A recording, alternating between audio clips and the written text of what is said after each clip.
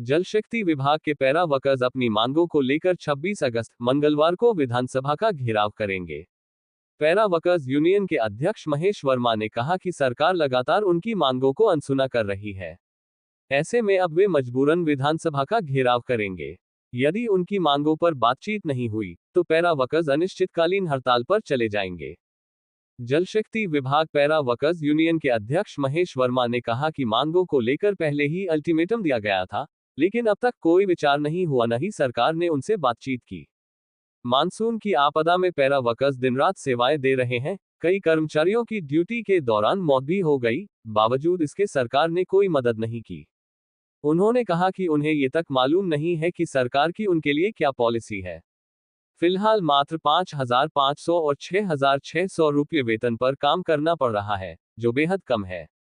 महेश वर्मा ने बताया कि आर्थिक तंगी की वजह से 2017 से अब तक 20 से ज्यादा पैरा वर्कर्स आत्महत्या कर चुके हैं।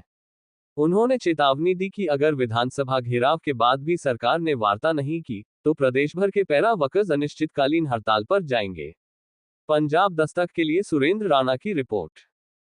26 तारीख मंगलवार के दिन चौड़ा मैदान में 11 बजे से ऑल हिमाचल के जितने भी हमारे पैरा वर्कर्स के साथी हैं, जिसमें आपके पैरा पंप ऑपरेटर्स आते हैं, पैरा फीटर्स आते हैं, मल्टीपर्पज़ वर्कर्स आते हैं, सभी को एकत्रित कर हम विधानसभा का घेराव कर रहे हैं।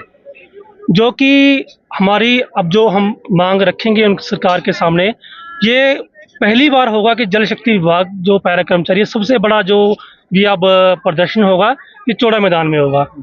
क्योंकि हमें सरकार की तरफ से किसी प्रकार का चर्चा के लिए तो छोड़ो, आश्वासन तक नहीं मिला, जिस वजह से हम काफ़ी अभी रोष है हमारे कर्मचारियों में।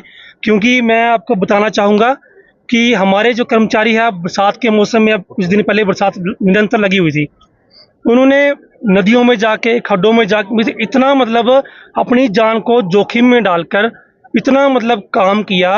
हमारे कुछ साथी जो हैं, मैं शहीद नाम देना चाहूँगा, ड्यूटी के दौरान उनकी मृत्यु हुई है, उनके बारे में भी सरकार ने कोई कुछ नहीं किया। जिनकी दुर्घटना में मृत्यु हुई है उनके बारे में भी सरकार ने कुछ नहीं किया। ये तो हमारी जो यूनियन है, जो हमारा संघ है, वो जो थोड़ा बहुत कंट्रीब्यूशन होता है वो हम करते हैं। इस रोष को लेकर, इस गुस्से के साथ जो है, अब 26 तारीख को हम जो है वो धरना प्रदर्शन जो है वो सरकार का यहाँ करेंगे। कितने लोग हैं? हम निरंतर सरकार से मांग कर रहे हैं। कई बार हमने डिप्टी सीएम साहब को सुना भी है कि 8 साल के बाद हम करेंगे रेगुलर आपको। बट जब हम ऑफिस में आते हैं, बीएनसी के पास आते हैं, सरकार के पास आते हैं कि हमें बताएं कि हमारी पॉलिसी है क्या, हमें तो पता ही नहीं है कि हमारी पॉलिसी है क्या और कितनी है, तो ना वो हमें बताया जाता है, ना हमें कोई अवकाश है। कोई किसी की दुर्घटना होगी, कोई कुछ हो गया, तब भी हमें कोई लाभ नहीं है। तो मैं आप लोगों को ये बताना चाहूँगा, इस बार जो हमारी संख्या है वो 2,500 से 3,000 के बीच जो है पैरा कर्मचारी जो शिमला में घेराव करेंगे। घेराव करेंगे आप लोग, क्यों करेंगे, क्या रहेगा? देखिए जनाब, ये उस दिन पे हम सरकार पे छोड़ते हैं कि 26 तारीख को हम पूर्ण तरीके से जो है वो स्ट्राइक ही करेंगे। सरकार हमारी बात सुनती है, हमारे पास आती है, हमें कोई आश्वासन मिलता है या कोई हमारे बारे में कुछ बात होती है, तब तो ये है कि हम सरकार का साथ भी देंगे। क्योंकि सरकार की जो फाइनेंशियल कंडीशन है, जहाँ तक मुझे लग रहा है, वो सरकार यही बोलती आ रही है कि हमारी फाइनेंशियल कंडीशन ठीक नहीं है। तो इस बार तो हमारी स्ट्राइक है।